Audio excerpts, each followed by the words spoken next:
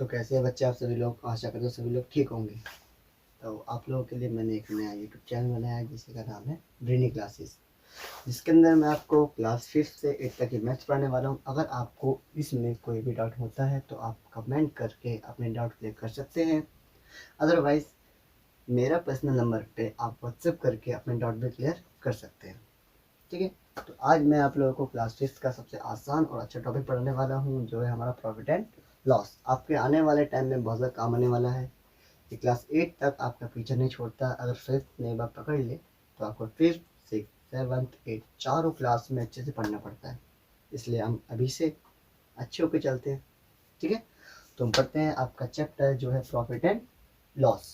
ठीक, तो हम पहले जान लेते हैं प्रॉफिट एंड लॉस होता क्या है। प्रॉफिट मतलब फायदा, या फिर आप इसको गेन भी कह सकते हैं, गेन। ठीक है, इसके बाद हमारा लॉस। लॉस मतलब होता है नुकसान। क्या होता है बेटा? नुकसान। तो ये फायदा और नुकसान हमें कब होता है? जब हम कोई भी सामान खरीद रहे हैं और बेच रहे हैं, यानी कि जब हम किसी लेन देन करते हैं, खरीदरी या बिक्री करते हैं, तभी हमें फायदा होता है या तभी नुकसान होता है। और ये फायदा नुकसान होता कब है, हमें पहले ये पता होना चाहिए कि होता कब है।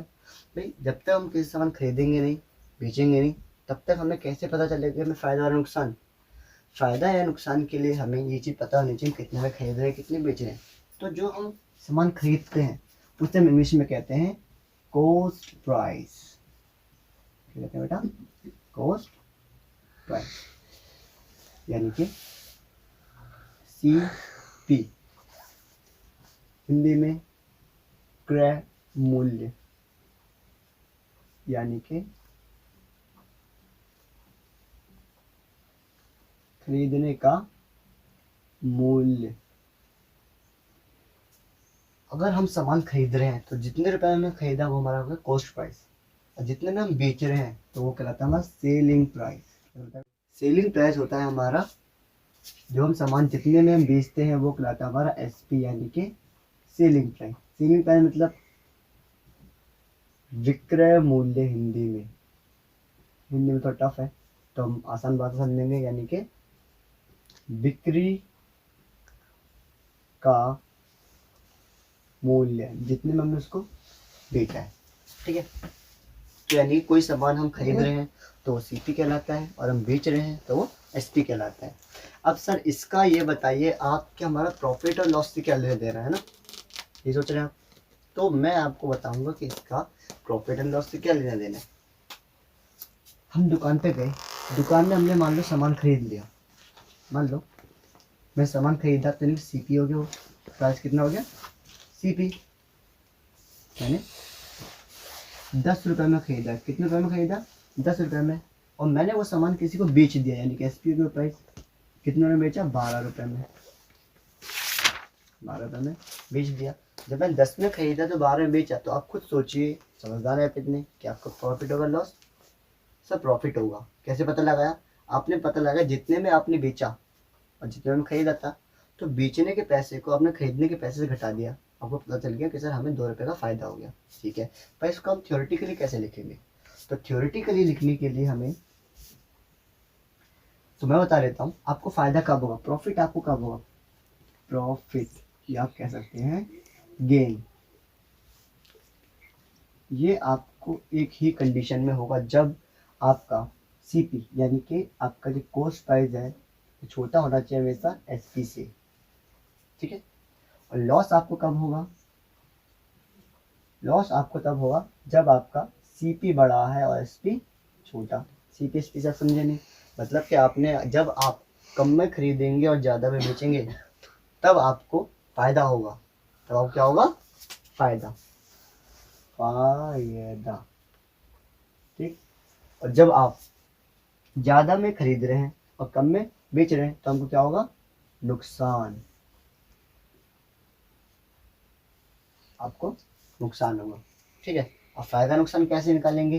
तो फ़ायदा हमारा कैसे निकलता है? फ़ायदा हमारा निकलेगा ऐसे कि यानी कि प्रॉफिट सिंपल था, हम फॉर्मूले की भाषा में बोलते हैं कि फॉर्मूला बन गया हमारा पहला फॉर्मूला कि प्रॉफिट क्या हो जाता है हमारा S P minus C P, S P minus C P, और लॉस हमारा क्या होता है C P minus S P. तो ये हमारा एक फॉर्मूला तो ये बन गया, और एक फॉर्मूला बन गया ये, एक फॉर्मूला बन गया ये, और एक फॉर्मूला बन गया ये। तो प्रॉफिट और लॉस निकाल सीख गए हम लोग, बहुत अच्छी बात है कि हम प्रॉफिट सीख गए, लॉस सीख गए, पर हमें पता होना चाहिए कि सीपी क्या है, एसपी क्या है ना। सीपी यानी कि कॉस्ट प्राइस जितना हमने सामान खरीदा, एसपी यानी कि सेलिंग प्राइस जितने में हमने बेचा, जितने हमने बेचा, ठीक है। तो हमारा सीपी खरीदना, सॉरी बेचना, और सीपी होता है हमारा खरीदना, एसपी होता है बेचना, ठीक है बच्चों। चलिए तो मैं आपको कुछ एग्जांपल देकर समझाता हूँ। मान लीजिए कि आप दुकान पे गए, दुकान पे गए, आपने सामान खरीदा, आप एक पेन लेके आए, पेन आप लाए, तो उसको आपने खरीदा कितने में, मान लो हमने खरीद लिया 5 रुपए में, कितने रुपए, 5 रुपए हमने एक पेन खरीद लिया।